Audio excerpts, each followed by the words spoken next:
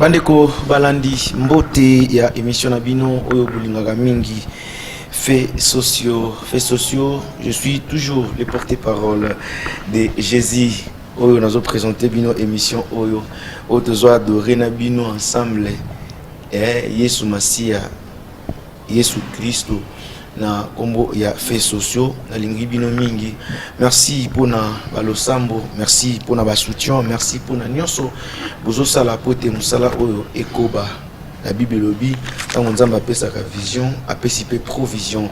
Voilà, faits sociaux là où nous sommes parce que tu pesa y confiance et pas ya nzambe na pesi. Merci nanga lisusu à le boss Michel Chako, pasteur Michel Chako. Merci pour vos soutiens à l'homme de Dieu. Merci aussi à toute l'équipe technique.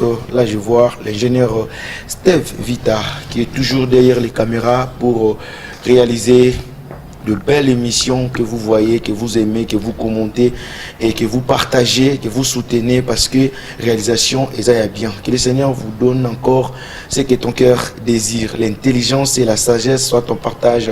L'ingénieur extraordinaire et réalisateur, ingénieur Steve Vita. Je suis sur ce plateau avec le serviteur de Dieu, le roi de Dieu, le ministre de Dieu. À côté, à gauche, je suis avec le pasteur Onésime. Donc, Toyamba qui semaine passée, parce que il y avait message, il y a un message à transmettre en gros et pas yaba nzambe et na loboko nanga ya mobali nazane sengo ya ko présenter bino l'évangéliste international Guy Rema, l'homme de Dieu azaki na moi ba course na musala ya nzambe. Donc il y a un salaki qui a besoin de temps en dehors les calissous na fait société ni na les adorateurs. Sans plus tarder, je passe déjà la parole à notre pasteur pasteur Onésime. Bonjour papa. Bonjour papa. Bonne santé papa. Et c'est moi ozana yo na plateau oyo. Na zone pe koto ya loboko mobali. Évangéliste international Guy Rema. Bon dia, bonjour. Ah, Kalaboé, papa. Boni Moussala ya tata. Moussala ezali. Chaque fois toujours respirer. Nous avons tant que le papier kusala. Ok. Nous avons pomi, faut y faire un belkamp. Nous avons tambola, faut y faire un belkamp. Donc ça, Moussala est merci avec tous les respects que je vous dois, l'homme de Dieu. Ceux qui ont kokiko bandela biso sous message wana, qu'est-ce qu'il y a dû par rapport ya ba âme oyo. Il faut et que na royaume de cieux, na ba âme oyo ils ont mérité royaume de cieux, il faut zakana paradis. OK, merci. Et le message la fois passée, Tomika ko lobayango exactement un peu clair. T'expliquer que sur la confirmation des âmes kota na royaume ya Nzambe na oyo kota te. OK. Ina lisungi ya mulimo mo centre pena lisungi ya yawe papa. Message benda il est qui bien. Mais le kola tozongi le sous poto meka ko éclaircir. Voilà. Et ça na mabete to ko éclaircir. Toloba ki boye. Parce que il toza au moins na des alliances. To ana alliance ya ancienne alliance peut na nouvelle alliance. Toloba ki na ancienne alliance kuna kola pesa biso loi. La nouvelle alliance, qu'on a représenté grâce. Ancienne alliance, ils ont représenté vie à Adam. Ancien, la première homme qui qu'on a vie adamique. Et vie ils ont produit un spermatozoïde. Donc quand ils sont dans la deuxième alliance, ils ont vu ils ont produit un spermatozoïde, mais ils ont produit par le Saint-Esprit. Donc dans l'ancienne alliance, il y a la condamnation. Mais dans la nouvelle alliance, il y a la miséricorde de Dieu. Oui. Selon la décision de Nzambe.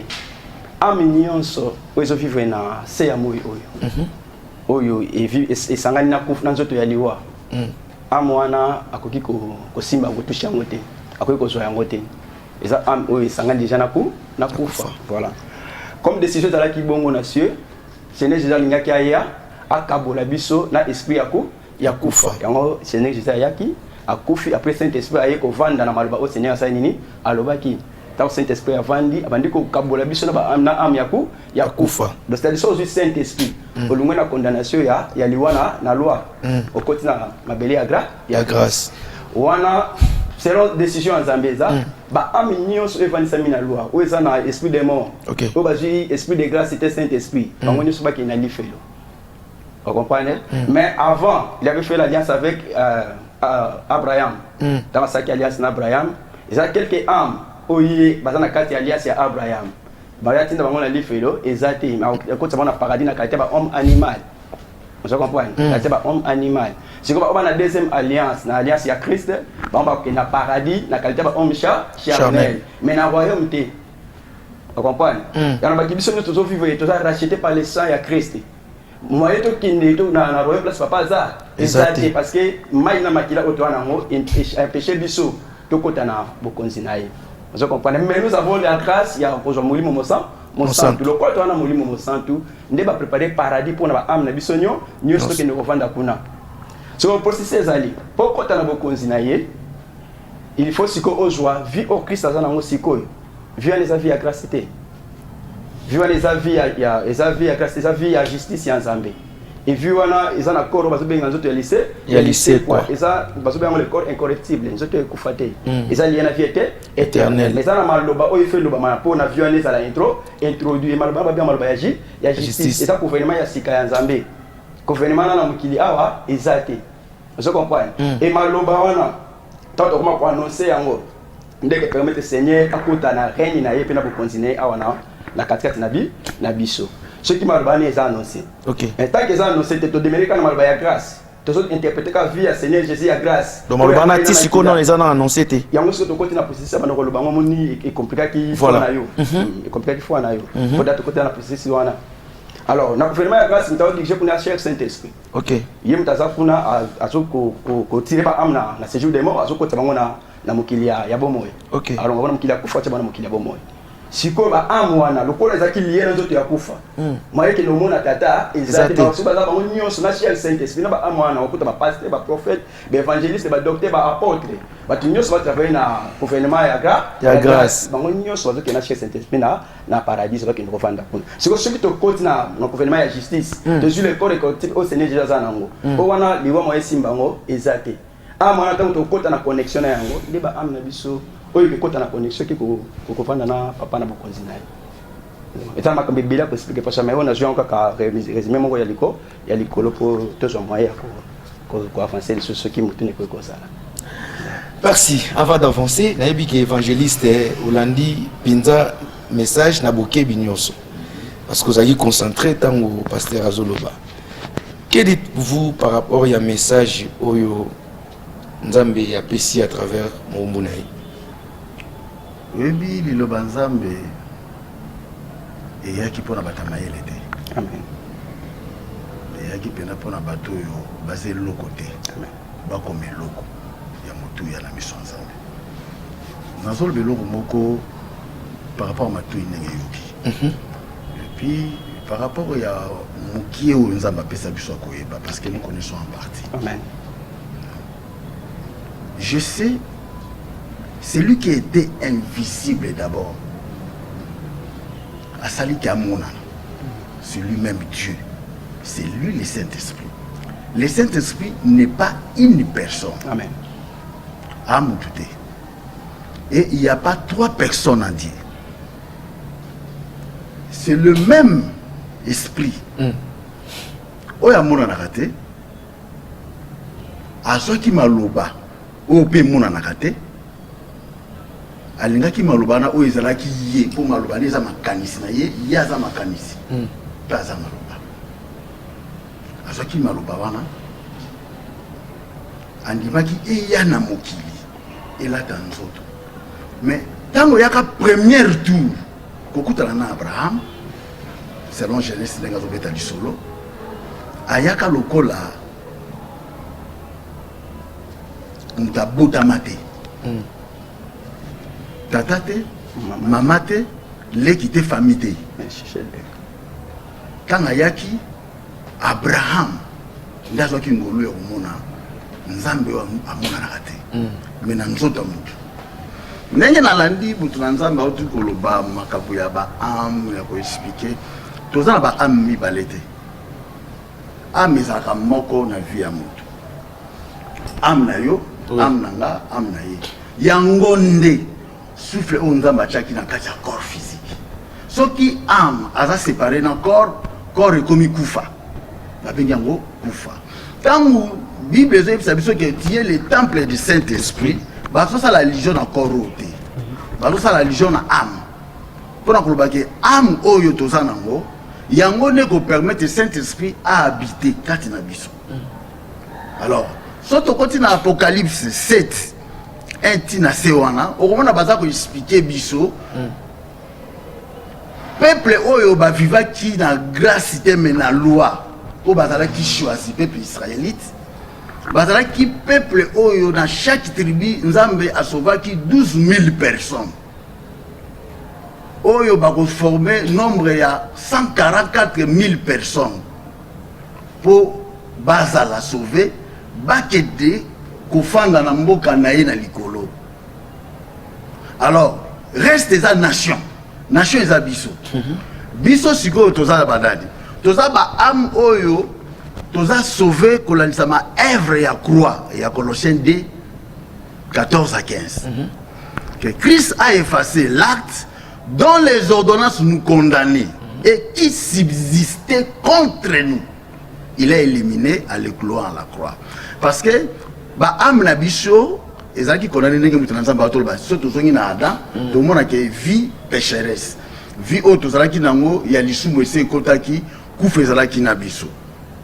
Alors tangu tozondima ke Christ lokola mobikisi yepe lokola nzambe ezambo ba tozoyiba ke il y a tout katina Christ. Ceux qui ont mis Christ comme Seigneur et Sauveur, tu commis la totalité wana oyo nzamba lobaki. Tant que kufa yaka, Christ a biso na deuxième kufa ote. Kufa oyo eza principe ya nzela po muta kena mona nzambe. Alors ceux qui muta kufi, corps oyo kotika la parce que ça qui tiré la poussière. Yango kotika. Am na biso oyo ekofanda na poitrine ya Abraham pour cause de la trompette. Bible a confirmé que même les morts en Christ résisteront les premiers. Bato bakufi na parole de Dieu, bako sekwa bato liboso. Tango bango bako sekwa, bako kende. Tokolata corps céleste. Na kati ya corps céleste, eza na étoile, eza corps céleste, soleil eza corps céleste, lune eza corps céleste. Eza ba corps oyo ya likolo. Alors, ba amna biso ezalaka bolungo esengaka elata robe, elata elamba.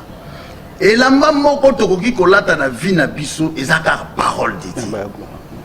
Vous comprenez? Yango na Apocalypse baso confirmer biso baso yebisa biso boye. Ange azo yebisa mutu azalaki pembeni Jean. Alobi milliers ya bato ozo mono batonde ebele liboso ya trône ya Nzambe na royaume na ye.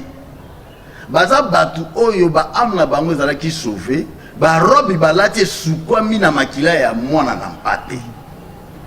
Est-ce que vous comprenez? Alors biso tozali nation oyo to bikisami po ete Nzamba permetaki mboka oyo ya poraki ke akitala tanzoto ye mboka pesi mu Congo abwaki bango teme baza ba amina ye. Est-ce que vous comprenez? Je comprends. Bazaba amina ye. Camarade n'a rien à voir avec yo na mwasi na yo. Ya talaki siko mwasi ça n'a besoin mwasi. Épouse donc l'église. Église est formée la nation. Pour la minute oyo, ce qu'on dit kota makambo lola o kota vie éternelle, il faut aller na ngabo ya église na ngabo ya mwasi parce que il y a que l'époux et l'épouse. Alors, j'ai bien compris.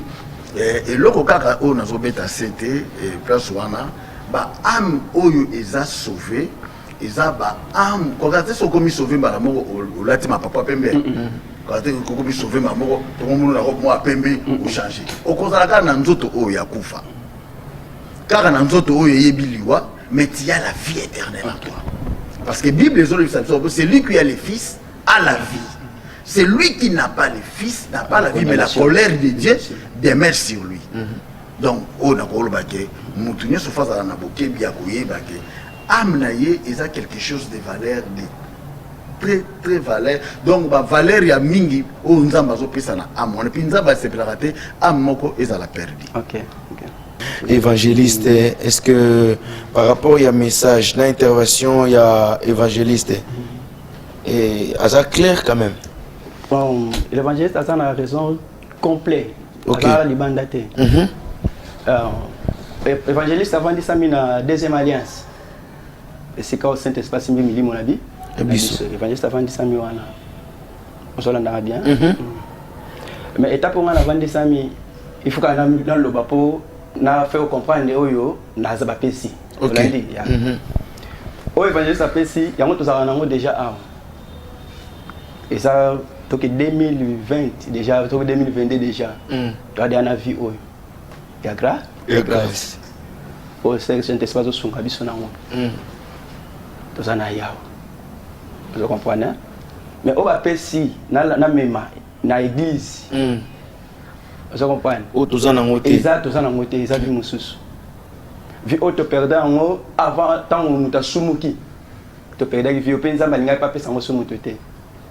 Un gars ça peut s'en âme na bisoté. Mais ce qu'on a commis dans les besoins, fait pas sans. Vous comprenez? Peu compliqué comme gloire il y a Christ. Cette fois c'est glorifié. Étape de côté, les étapes où fou règne à Satan et sa nini et si là. Satan règne sous tes peut directement pas côté na prison. Définitivement. Voilà l'étape de commis, par contre na prison définitivement Christ a son régné na ba âme oyé à sauvaki. Vous comprenez? Sali il y a le sang de Christ. Il a sali oyo, il pour na bisonnion so ba naître de nouveau. Il a sali option de jouer à moi.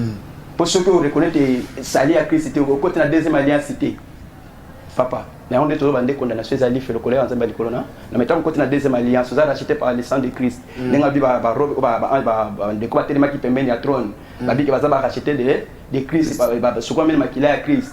Voilà. Parce que toi qui pas te dire musique mais to comme pe pembeni. Message va pesi biso et ça papa ya ba endroit auto que nous démérer. Je comprends. Oh en fois que nous va au vendre ya.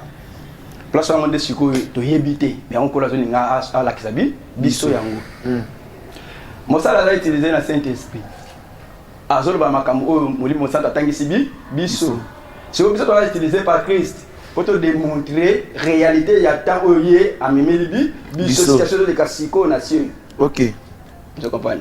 Situation de kasiko nation na situation au Christ qui c'est qui kala et ça différent. Il y a des vies différentes. La vie à Christ avec la terre, à la famille à Marie, à Titi avec Okufa. La vie à Zanosiko, il y a différents. La vie à le Saint-Esprit. Il y a pour soutenir, il y a parce que soit Saint-Esprit pas y a quitté. Il y a des dégâts pour la vie sur parce que celui qui est la Siko, va prisonnier à ça, il y a ça définitivement. Ce que marque c'est ça de biso ba marque na awa yango longo li biso to za suna compte ya diabète. Je peux ça il va bonga Christ ya beaucoup akufa a racheter biso na makila na. Ngale toza famille moko. Vous comprenez? Tu as famille moko mais ndenge ba ki ne bandeli ba mission différent voilà. Message nanga très différent na message évangéliste. Vous comprenez? Puis toujours qu'on se contredire. Oui, tu ça peut nous contredire juste pour éclaircissement. Voilà. En réalité, aujourd'hui, papa doit exister dans la 4 mois, il y a moi. Moi, on n'a déjà pas parole. Parole, on va utiliser yo. On va utiliser pour utiliser yo. On va utiliser moto ya poni. Pe oyali alingi. Vous comprenez? Tant que tu commis, alingi établir beaucoup de zinaï. Alingi est moko zo au thème kamunion. Même pas de événement tout le monde a na 2020 coronavirus. Ezaki ba c'est un esprit de monde ni nation na ki monde ezaki ba doit mettre un spectacle dès que ça zaki un spectacle c'est là quoi après si ça spectacle to kota na gloire yata ce gouvernement ya vie banda vous comprenez que le gouvernement ya vie éternelle yemoko vous comprenez vie éternelle mais on va la manifester par la parole de benga fils mais ce parole on a grâce de la justice. Parce que parole en justice tout. Il y a un neuf ton a besoin de moi. C'est la parole la takinzo. Nzoto. Il y a justice la tinzo toté. OK. Il y a justice ça ko bimisala am na biso na kati yanzo, ya nzoto to zo lycée quoi. Je comprends comment la identité au bango ça Christ ça ni azar ngo actuellement pour te mona tata processus ndé yango wana. Je comprends. Alors, l'écriture, ils appellent clair. Ils appellent ma cambo l'écriture, et ça, et le papa, voilà, surtout que l'écriture, c'est l'héritage. Ok. Parce que l'écriture, c'est l'héritage. Ancienne alliance, c'est l'héritage. Il y a la nouvelle alliance, c'est l'héritage. La nation. Matthieu, tu dis que la nouvelle alliance, c'est l'héritage. Il y a Christ, il y a vie à Christ, dans la chair. Vous comprenez? C'est l'héritage. Ce qu'on va dire, héritage, c'est la royalité, c'est la paradisiaque. Et ça, l'héritage, il fait voir dans le paradis, il y a un Zambé. Il y a un la fois passée. Seigneur, il y a un pas. Paradis. Seigneur, il y a un nyonso. Ça tout. Mais à Kabonaka. Vous comprenez? À Kabonaka. À Kaboni na loi, à Kaboni na grâce. La loi a tique esprit. Pour cet esprit, nous avons représenté. Alors, comme si mon héritage Abraham, Adam Zoaka. La mutualisation a été. Il y a comme la condamnation, il y a aussi cette espèce de Seigneur condamné en haut. Parce que, surtout toi, dans Saint-Esprit, toi, dans la Trinité, mais toi qui es bien ma pété, il y a un côté. Dieu le Fils, Dieu le Père et Dieu l'Esprit. Moi, ça, le bien au clair, dit que non, c'est ça comme mon corps. Mais à Kabola, on fait partie, on n'a pas pour le rôle qu'on joue, jouer. Vous comprenez? À Kabonaka. Ce qu'on a un rôle de Saint-Esprit, à travers le plan de Dieu et Esprit.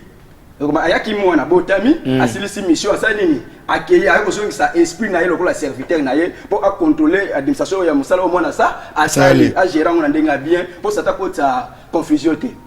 Je comprends. Moi, gérer, on peut pas dire que bassi, il y a biso, il y a bon mot, il y a coup fakaboli. Il y a Simbi et comme pour un bon mot. Il y a Simbi de tirer pour un coup, grâce à Simbi biso. Donc, le moins, on a fait de bon mot. Si vous avez un gouvernement, il y a grâce. Donc, quand on a un gouvernement, il y a justice, c'est ce qu'on a fait. Et pas dit. À quoi ça, on a dit que à Tindi de battre. Si on partit dans un peu, si on peut policer Moutou, tu es yé mourabi Moutou ya poni. Mais quand on a dit que na yebi na zoli ngatana bimanyo sur ma mono ba na monter na maman réserve na ngai. OK, merci. Mais quand on a fait ça avec clair pour qu'on se comprendre la situation des OK. Les OK ndé. Ya za pa ngola biso. Ils ont am oyo vous allez préparer ou pour kota na royaume ba kuma na am oyo Christ azanango actuellement parce que am ngonde Christ azanango actuellement ils ont manifesté par les saints le Saint-Esprit, n'est-ce pas? Et ça boye surtout voilà et ça am o Christ azanango actuellement comment OK voilà que muto comme na am o roki na royaume ça malbe pas na merci avant la cause malbe pas na ozonga papa OK ça va qui vit à Batoui et baby pour appeler ça Matoui voilà qui vit à Batoui bongi ça pour appeler ça Matoui amen. Alors moi je suis souligné bien dans le Bible des eaux amen bah étape c'est belé pour toi comme une étape où il y a zolo justice c'est pas encore l'état c'est pas encore l'état tant où ils approchent il y a que Moutou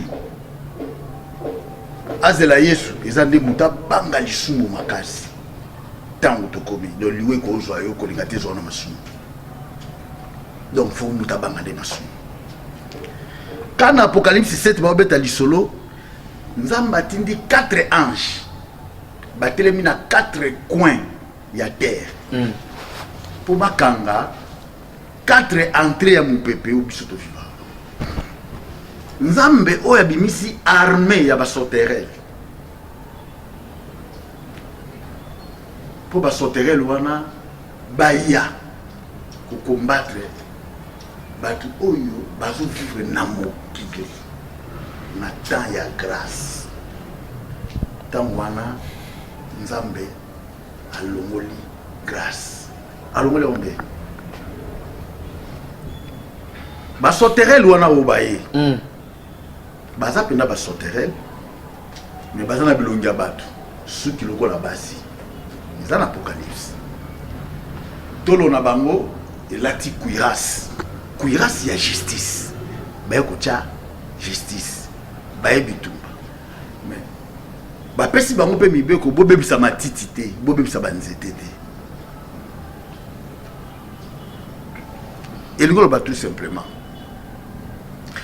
étape ya makambo oyo tozoloba ekoleka awa na mokili oyo avant la terre mapata elingama lokola kazaki kwena mopepe pe mokili oyo eleka lokola nano elekite il faut makambo oyo nyonso ekokisama il faut yo ndima nanu Christ ki aza mobikisi fo ndima ye mpe lokola mokonzi oyo akozwa yo akotiso na bokonzi na ye fo kwa elo moyibi asalaki yango wana amen yango promesse esalami ya aujourd'hui même bongo aujourd'hui ya nzambe ya ndenge ezolo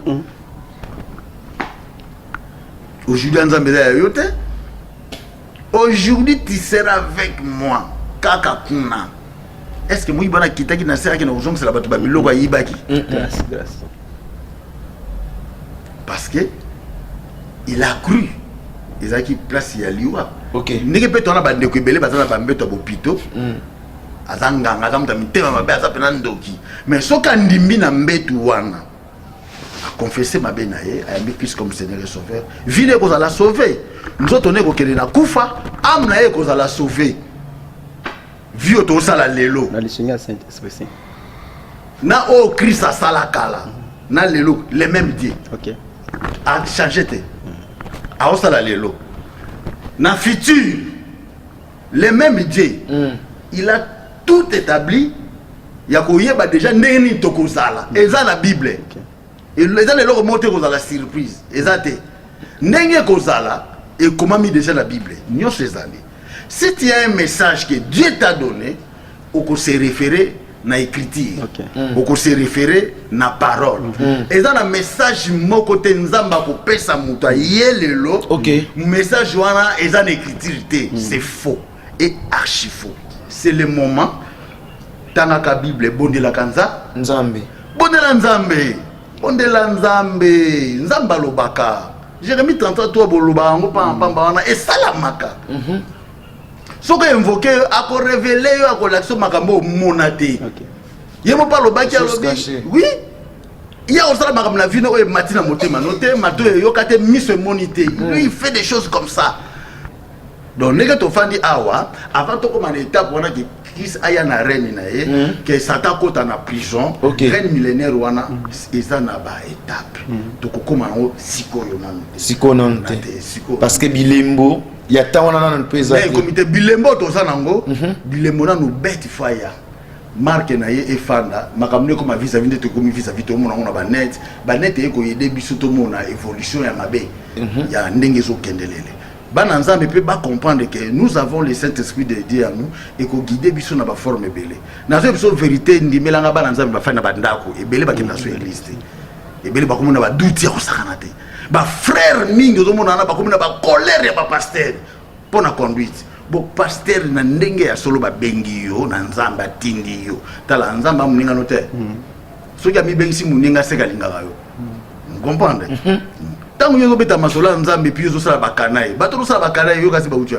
bana nzambe kasi bangwana oh yo ba pesho musala na ndaka bato ko mvuke bala mukolo pale eza substance donc cela veut dire que to confirmer message tant nous accompagner dans le verset biblique nazongi pa ya pasteur Onésime ndenge message oyo nzamba pesa ki depuis 2020 to komi da tout ça 2022 pardon donc 2023 après ça qui peut par référence pour la confirmation il y a message en réalité ma camille sozoloba et comment ma pensa nyonso OK est-ce que tu as la difficulté il y a royé ba moment je comprends voilà qui ça zoloba ma camille ça les ma boyeba jouter boyeba PRT voilà c'est des choses il y a pas surprise na bango ça ma na ndenga si il y a surprise so na zongi tant Christ a la taille parole la taille nzoto Christ a na samoi azaki na ba message wanda ko pesa on se comprend hein ba ministre ya Moïse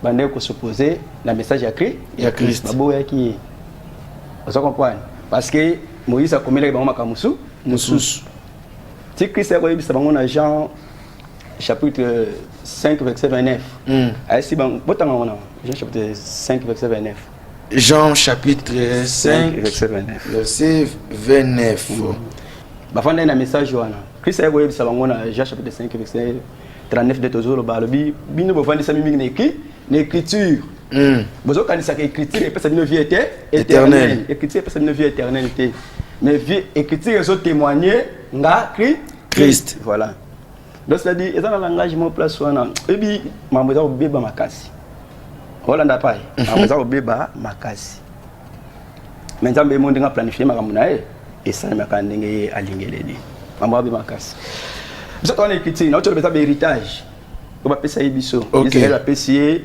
ancienne alliance pesa nouvelle alliance donc loi biso pesa so grâce et nyoso ba komi yango vous comprenez yo l'héritage na yo eza ba pesa pe promesse et puis vie éternelle eza promesse pour na biso ki sa ba ina azonga kozonga na ye eza pe na makambo fasa asala ozonga na ye vous comprenez kozonga na ye azonga po ala tasunzo te kozonga na ye eza trop esprit eza trop esprit alors trop spirituel quoi vous comprenez oui trop spirituel et puis kozonga na ye oyo azwa ko simba eza pe visible te eza invisible mais ça signale que si na zongi na ba déjà opération dans cela ya parole pour moi même si sonza ba ko salela eza pas parole de na loba na otolo ba mosanza ma di banda te OK mamone sa loba eza correct eza bongo tu pas olongola ngo azate comment ma bongo eza bongo mais on a loba vous comprenez o ba tindinga na loba et peut contredire été et il y a même une confirmation OK et makambo belé toyo na étape to komi mosala nzamba bi oui étape oyo e communauté selon mosala nzamba étape on a le comité OK la communauté étape wana te ya Christa zonga Christa établi bo konzina na e communauté pour processer za la moulai to koti déjà na makambo mususu toi c'est une étape ancienneté il y a une nouvelle alliance c'était à la parole faite cherté to koti une étape à mon peuple la parole de l'esprit vous comprenez oyo cet espace a révélé on attend tout ça nini to zali poto kota na bokonzi ya tatande na zoloba vous comprenez mosala nzamba libanda tama musu comment ils vrai mais makambo ça ça les masiko voilà yo na moto mona exacté na monde d'esprit vous comprenez de façon ça lobby que tant dans le comité voilà on a mais yo bi que non nzamba bi obeta déjà c'était que tango sikoyo to koti na tango reni na ye pa ka bokonzi na ye officiellement pour office na Christ parole ya vérité et renier parole au Christ qui ko ayela biso na grâce wana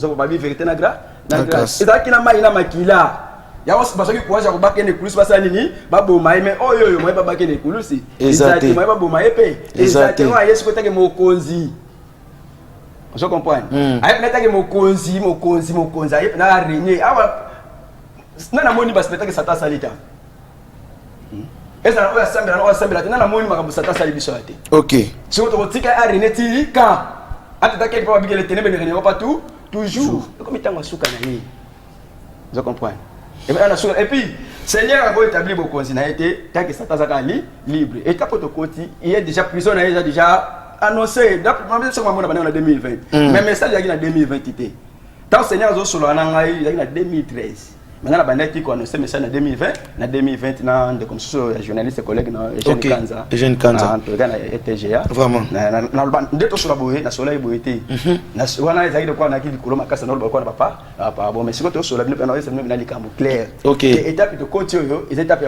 ya ngali atata awa to côté na mukili oyo tozo joie vie éternelle na maloba oyo pesa biso ya justice na ye to attention na moyo msha sala ngote bon ngapete muna senga ki yango asala mondinga to amemelanga boite na senga ki yango te vie na ngana vivana ngana normal la famille na ngapso ndio to vivaka dama ko tinga na makambo na e na cheki tete na tete habite yo ndio mtu osama makambo oyo ngasiko ko muna ngani na le kanalo na loba oya ko ndima andimi oya ko boya aboya na miso to tema lola nowe boko ashi yango boko oya ko kota akote pa oboya aboyi na ko sabinote ko banda Genèse ti Apocalypse tozana par mon côté o tena diembela apona ke kuta na nzambe ezate le seul moyen to diembela na vie au Christ ça nini aye yango ka espace ko tsabiso cet espace témoin makambo est-ce que ngai parce que tungisa ki ngai mwa muke ya koloba ete batu ya grâce ba uzana chance ya ko mériter kaka paradis mais royaume te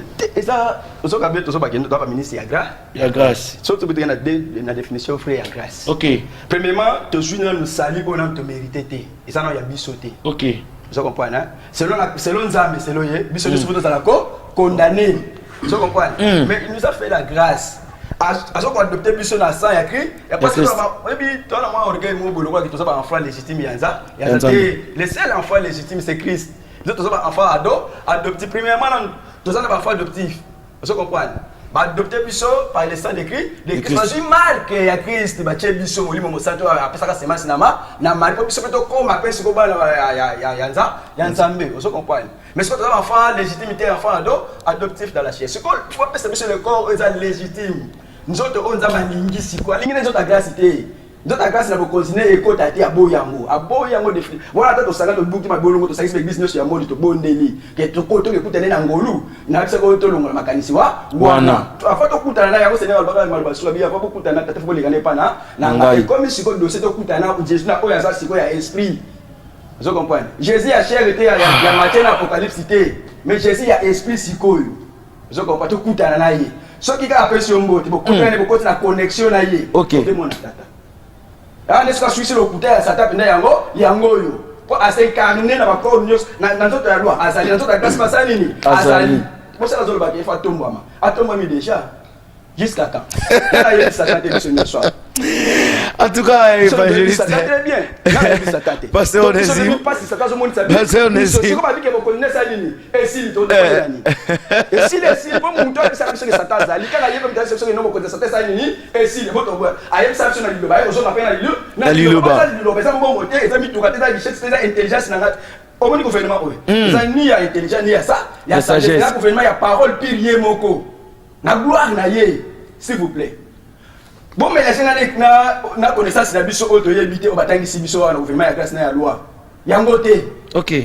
Parce que kuna esika sa tazodo azondele kuna atiki mutu te mosanza na réseau à côté de l'église déjà à ravager ça l'ignorance tito kuna niveau que bana nzaba soki na église. Parce que c'est trop.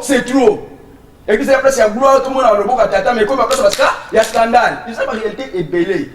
Mosa nzambe ndelo ba ngile bandeli to ça va débattre. OK. Ngana na mutu ba tindinga buti côté moi na bitinda. So biso kende mi bwaka na mabele o sanini na mi bwaka. Position de sortie na lobeli la part na na loba. Pour monter l'équipe biso yeba biso ba koleka nzambe. Azate. Bino vandi sami na gouvernement ya sagesse. Bosa ka acheter par le sang ya Christ. Tous les ministres ya nzambe. Il faut yeba que mabele avant des intelligence té. Mabele ya grâce avant des ya ça, ya sagesse pour sagesse grâce à la sagesse. Et il y a pour l'intelligence intelligence est mukilanga na Moïse na loi na ekuna ndinga travailler à travers na intelligence kuna okuta ba président ba ministre d'état ba tous tout monde va diriger monde va diriger la puissance est déjà contrôlée par la loi. Vous comprenez biso to une église na puissance ya Saint-Esprit na puissance ya Saint-Esprit contrôlée par le Saint-Esprit. Donc toto ke na zo po ya pena ke non tout qui boke na na ba ndenge boli boke na ngai na binga to tika na loba ba singa na loba merci na to tela yo kana te pone boke na ngai ça vie oui ba pesa ça vie à loi vie à grâce ya grâce ça vie otondimi awa vie à loi ça vie à tata vie à grâce c'est ya maman vie à loi ya sagesse dirigé par contrôlé par ya loi ya intelligence contrôlé par la loi vie à grâce et ça ya sagesse contrôlé par le Saint-Esprit yende sagesse Jésus a sombie na makila na ye. Parce qu'en réalité, les vrais criminels, ils ont raillé. Vous comprenez? Les vrais criminels, ils ont ça. Ça veut dire que nous avons le couteau liboso. Vous comprenez? Peut-être que Ève, et là-bas, il y a la sagesse, il y a la femme. Vous comprenez? Dans le monde de l'esprit, il y a Ève, sagesse, il y a Adam, intelligent. Parce que la vraie identité, c'est vous comprenez? Si na kati ya intelligent condamnation ça nini et côté sagesse va ça lié mawa po ya juger zemi aboti Christ moi pas condamner et ça tient va sauver l'église na yé na Saint-Esprit a racheter ki biso andi biso la papa to ke na yé la paradis tu comprends que pour na mon papa vie éternelle parce que Dieu le Père c'est la vie éternelle cet espace esprit la vie éternelle et il y a ce qu'on juit amener juillet dans la grâce il y a paradis pour la vie éternellement. Jésus a dit que molimo mosanta ko ya kovanda ne éternellement. Vous comprenez? Ngana ke komisa bino une place, deux places mais une place. Na kozonga na sa nini na ko bino les places certaines o ya bombi si c'est le paradis. Potoko ni la moté. Vous comprenez? Ce n'est pas le royaume. Oh. Merci. Évangéliste, dernière intervention parce que l'ingénieur déjà nous signalé que nous sommes déjà presque. Oui, nous comprenons. La deuxième vie. Ok. Nous avons dit la vie, il y a Seigneur, il y a justice. Il y a justice. Ok. Message n'a pas dit ça. Nous avons dit critique, mais nous avons dit critique. Ok. Si vous voulez nous avec ce biblique, il y a un bébé, il y a rien. Ok. Pour la Bible critique, nous avons dit. Merci, pasteur Onésime. C'est trois vies, mais c'est vie à loi. oya spermatozoïde yo papa nanga après c'est maman nanga semence maman nanga salini aboti ngana yebi vie wana OK et parce que peut-être deuxième vie ya Christ ya grâce ko après c'est ngana troisième vie ya justice ngo so babila do belia c'est ya ngo vous comprenez cet espace a ima mo très bien na yebi dossier ndenge zali vous comprenez yebi dossier. Merci, merci pasteur, que le Seigneur vous bénisse. Intervention, il y a évangéliste Guy Rima, parce que tous autres chité déjà ingénieur de Salanga Sinkuna, votre dernière intervention, et puis si moi bah, quelques salutations. Moi je pense que prochainement, tout y a mort pour continuer, tout ça, deuxième partie, il y a émission. Merci. Nabadel Koloba.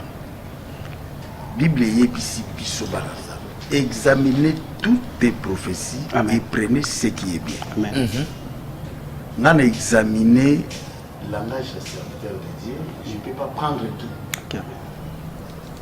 Nous rejoignons sur tout tes ponanini parce que on a zomona que ezana ko liate na oliate. Amen. Amen. Na otala mpaza. Amen. On a zomona que na ko lia et on a ko lia. Amen. Au pasteur Onésime, quelques salutations par rapport à l'émission de Gelekeli.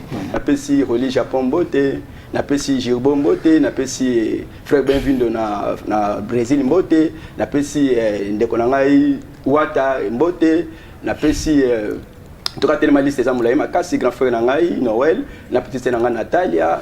Napesi beau-frère Nanga Thomas Mbote, napesi Junior Mbote, napesi pe Mathieu Mbote, na bande konyos o balandi biso nzambe na lola a pambola bino.